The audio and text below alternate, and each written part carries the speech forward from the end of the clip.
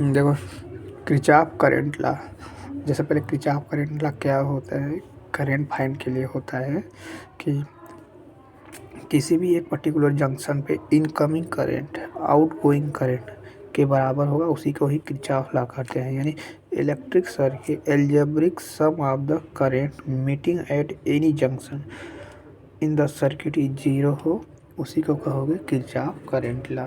दूसरे पॉइंट से बोलो तो sum of the current entering the junction is equal to sum of outgoing current, यानी आने वाली करंट बराबर जाने वाली करंट, इसी को बोलेंगे किरचॉफ करंट लॉ। बस इतने काम करो, इससे ज़्यादा बस हो जाएगा इससे काम। यानी टोटल जैसे देखो I1, इधर से I1 करंट आ रहा है, देखो ये इनकमिंग करंट I2 I3 और आउटगोइंग करंट I1 I4, नहीं ये तो I4 इनकमिंग है, आउटगोइंग करंट है I1 I5 और incoming current I2 I3 I4। Total sum देखो, सम कर दो या फिर इक्वल्स टू इनकमिंग बराबर आउटगोइंग। इनकमिंग कौन है I2, ये I3 I4 बराबर आउटगोइंग I1 I5। हो गया इनकमिंग करंट किरचॉफ लॉ। देखो सीरीज कॉम्बिनेशन, चलो देखो सीरीज कॉम्बिनेशन क्या होगा, एक सीरीज के साथ दूसरा सीरीज कनेक्ट होगा, इसको इसमें देखो सेम करंट जाएगा,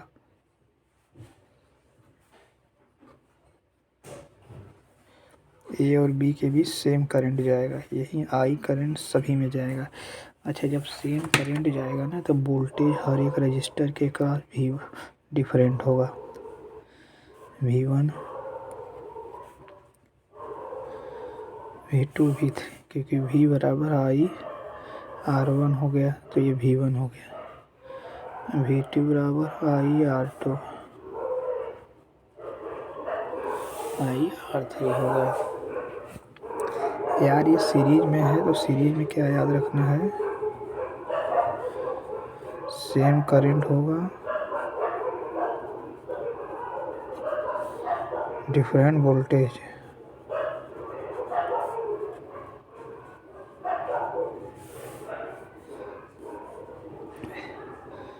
पैरेलल में अगर होगा तो इसमें आर इक्विवेलेंट जो निकालोगे वो सभी का सम निकालोगे, R1 R2 एंड R3, बस इतना याद रखो। पैरेलल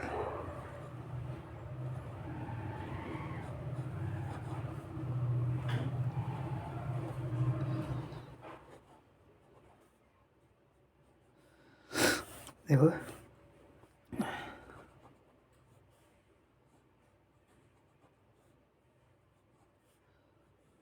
ये पैरेलल है, इसमें करंट आई जा रहा है अगर, तो इसमें करंट I1 हो जाएगा, इसमें करंट I2 हो जाएगा, रजिस्टर R1 है, इसका रजिस्टर R2 है। तो यार देखो, पहले ये जानो कि पैरेलल कॉम्बिनेशन में करंट डिफरेंट होता है,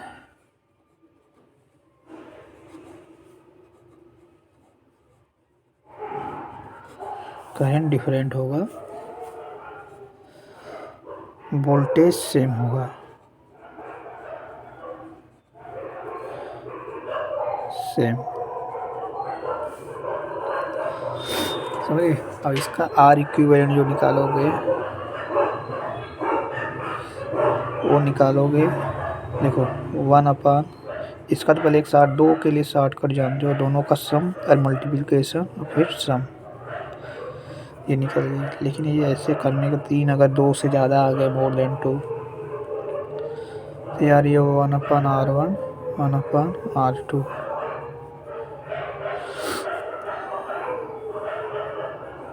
क्रॉस मल्टीप्लिकेशन ले लेना, तो आर इक्विवेलेंट देखो 1/R था तो ये ऊपर चला जाएगा।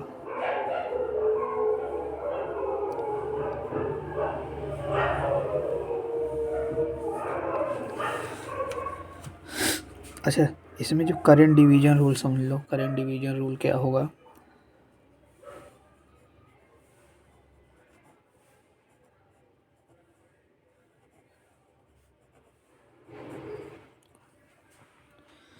देखो R1 के जैसे मतलब हम लोग ओम्स ला जानते हैं, V बराबर IR होता है ना। तो I बराबर V/R। अब देखो यहाँ पे वोल्टेज कांस्टेंट है, सपोज वोल्टेज यहाँ पे कांस्टेंट है, तो I inversely proportional to R हो गया। देखो I inversely proportional to R हो गया। अगर यार I1 1/R1 निकाल होगा, इसी तरह ये I2 अगर मान लो V ऐसे अगर है तो V/R2 हुआ। अब V को हमने कांस्टेंट ही मानना है सेम, और इसका रेशियो देखो तो I1/I2 यार V/R1 V/R2 हुआ। तो अब इसे हम लोग V/R1 R2 divided by V cut जाएगा, यानी I1 I2 R2/R1 ये अभी जानते हो।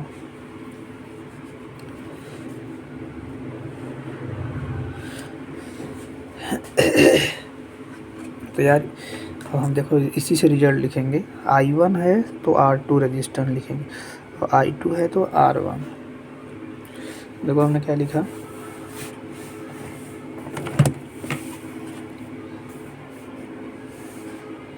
देखो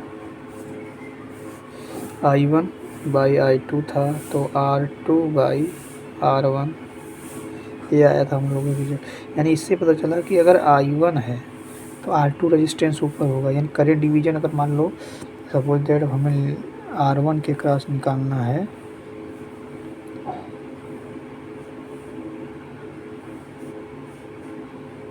R2 यहाँ पे I1 गया है था, इधर पे I2।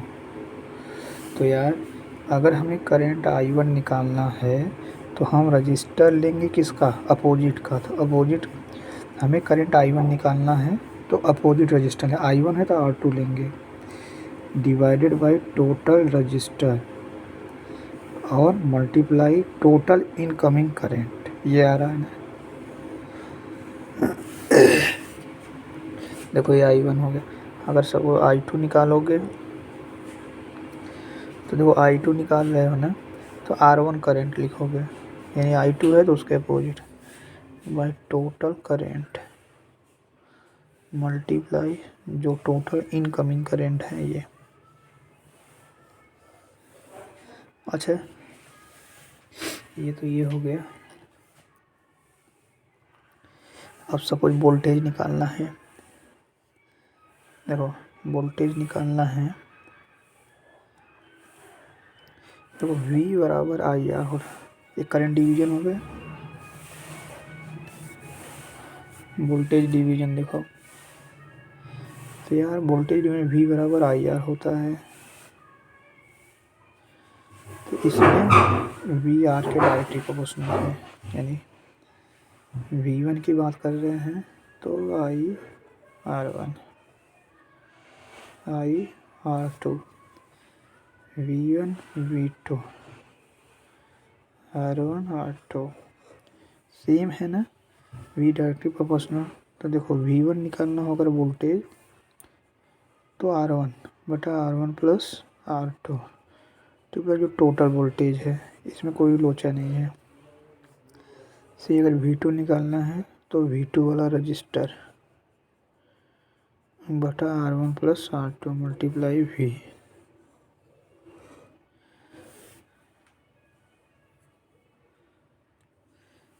देखो ये क्वेश्चन है, एक यहाँ पे रजिस्टर लगा है, तो यार ये पूछ रहा है ना कि कितना करंट थ्रो करेगा 1 ओम के क्रॉस यहाँ पे।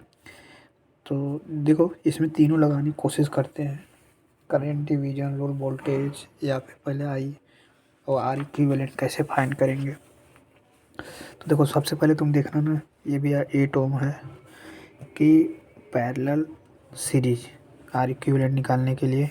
तो यार देखो हमने इसको ए बता रखा है, अगर यहाँ पे देखो कोई रजिस्टर नहीं है ना तो वोल्टेज सेम है, यानी अगर ये देखो अगर इसका नाम ए रख दूँ, सपोज इसका यहीं पे ए यहाँ पे रख दिया, ये बी,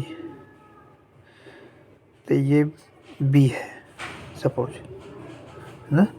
तो यार ए इधर सेम है और ये बी रख रहा हूँ, तो ये बी भी सेम है, यानी ये और ये देखो यहाँ भी बी है, यहाँ भी बी है, यहाँ भी ए है, यहाँ भी ए है। तो यार ये ए बी सेम नाम है ना, तो ये कितने में हो गए, पैरेलल में हो गए। तो ऐसे भी याद कर लो, 8 अगर पैरेलल में है, पहले मैं सबका चाहूँ तो एक साथ निकाल दूँ, 1/4 1/8 1/8 आर इक्विवेलेंट। तो यार ये हो जाएगा 1/4 और ये देखो 2/8 यानी 1/4 2/4 और आर इक्विवेलेंट 2 आ जाएगा, 2 ओम। देखो 2 ओम आया ना। अब इसका दूसरा फिगर,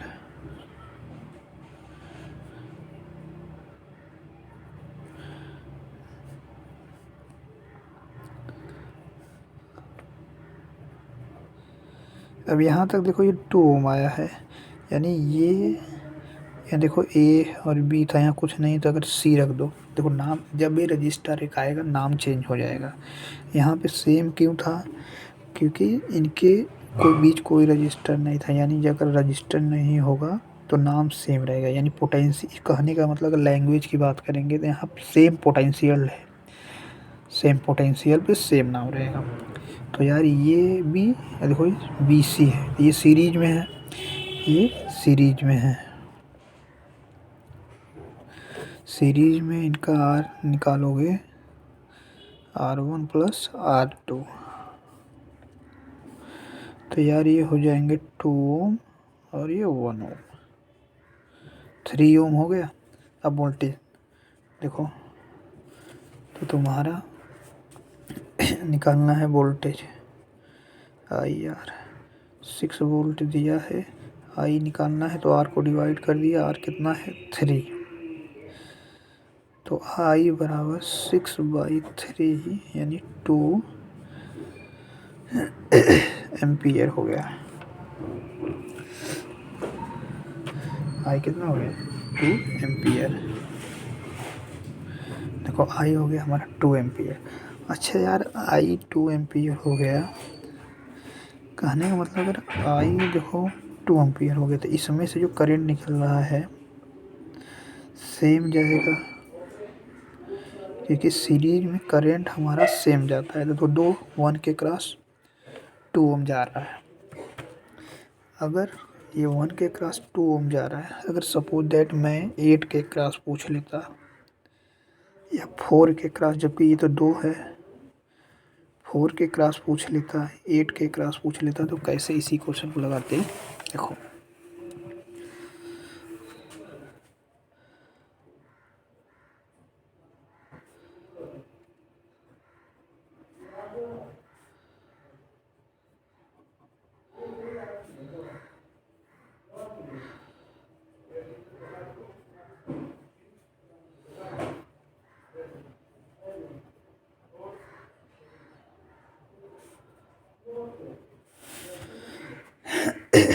अच्छा देखो यहाँ से तो तुम्हारा 2 जा रहा था ना, 2 एम्पियर। अब हमें पूछना है, चलो हमें इसके क्रॉस क्या करंट होगा, हम ये पूछ रहे हैं, करंट पूछ रहे हैं, वो इसके क्रॉस करंट पूछ रहे हो। यार ये जब जाएगा तो यहाँ यहाँ और यहाँ जा रहा है ना। तो अब देखो इसके क्रॉस करंट जाने का मतलब ना, पहले हम इसका वो निकाल लें,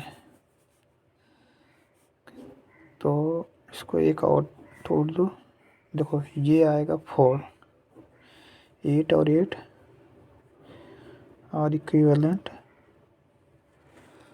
तो ये हो जाएगा 16 2 जा 4 ओम।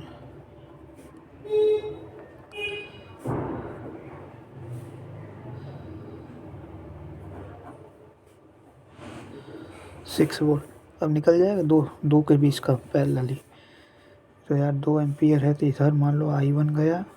वैसे भी एक बात याद रखो, जब सेम रजिस्टर होंगे ना तो करंट सेम डिवीजन होता है। लेकिन फिर भी चेक कर लेते हैं।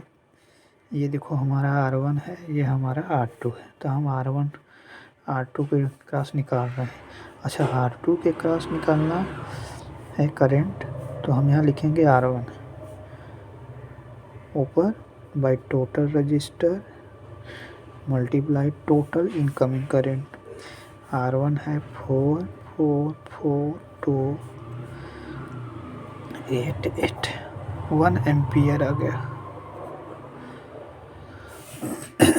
ये क्या आ गया 1 एम्पियर। देखो मैंने कहा था ना, जब सेम रजिस्टर रहेगा तो सेम करंट आ जाएगा। इसके इस क्रॉस भी निकालोगे तो सेम आ जाएगा। अच्छा, लेकिन हमने तो पूछा था 8 के क्रॉस।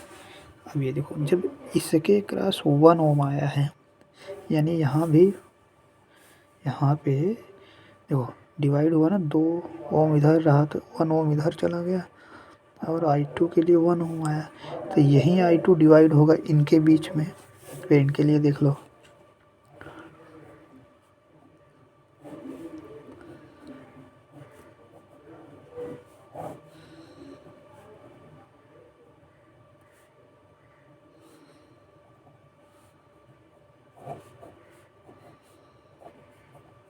तो ये देखो यहीं सेम करंट यहाँ से 2 गया था। अब भाई 2 यहाँ से गया था, बट यहाँ पे जाके डिवाइड हो गया 1 ओम, है ना।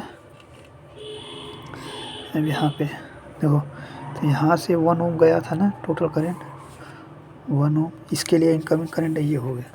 अब इसमें R1 R2 एक निकालो। देखो देखो ये दोनों सेम है ना, तो हाफ हाफ आएगा। तो ये हम चलो मान लो, अगर इसको R1 R2 ये हम R3 कर देंगे, तो हम I3 करंट निकाल रहे हैं। तो भाई इसका register R2 R3 total current, तो R3 यार इसका 8 ओम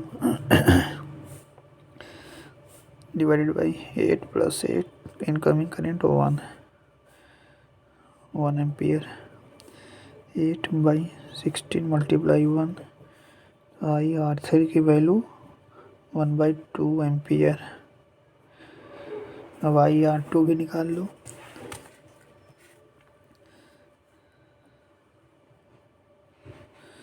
ये निकालोगे तो ये लिखोगे,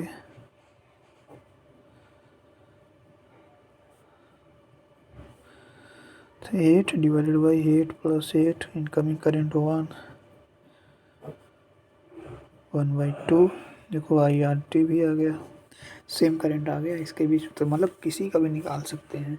अब सपोज यार यहाँ पे 8 8 था तो आसान हो गया था कि आधा आधा डिवाइड हो जा रहा है, बट अगर ये 6 होता 3 होता तो वैसे ही लग जाता है, बस खाली 8 के स्थान में 6 4 9 जो भी रहता है वो लिख देते हैं।